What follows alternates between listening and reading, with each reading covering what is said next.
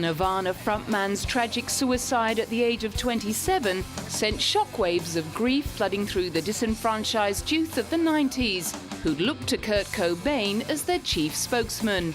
But few would have felt the devastating effect of his passing more keenly than his 30-year-old widow, Courtney Love. Kurt's death on the 8th of April came just 4 days before the release of her band Hole's debut album.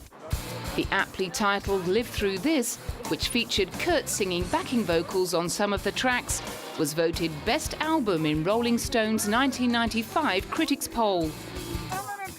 Despite her obvious problems and addictions, she produced some of her best work over the next few years. 1998 saw the release of Hole's celebrated third album, Celebrity Skin. She also received a Golden Globe nomination for her role in the Milos Forman film, The People vs. Larry Flynt.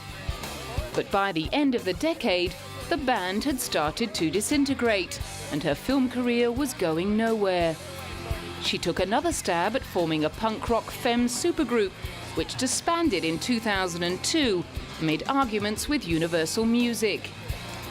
In October 2003, Courtney was arrested in LA while smashing windows to get into the home of her boyfriend, manager and producer Jim Barber.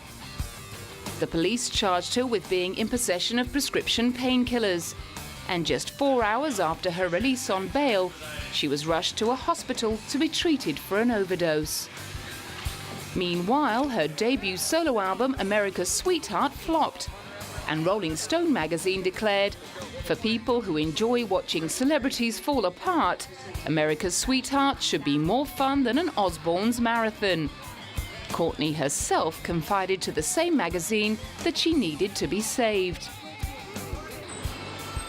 Tens of messy court appearances and orders to get clean later, she decided to put the record straight and launched her own book in 2006. I'd been written about so many times and had so many articles written about me that this was something where I could present, fractured parts of myself, but myself, and there's no editor saying, putting me in a box and making me into something I'm not. This is me, like it or not. The same year, Britain's Channel 4 broadcast a documentary called The Return of Courtney Love. But as yet, there's been no talk of a return to the recording studio.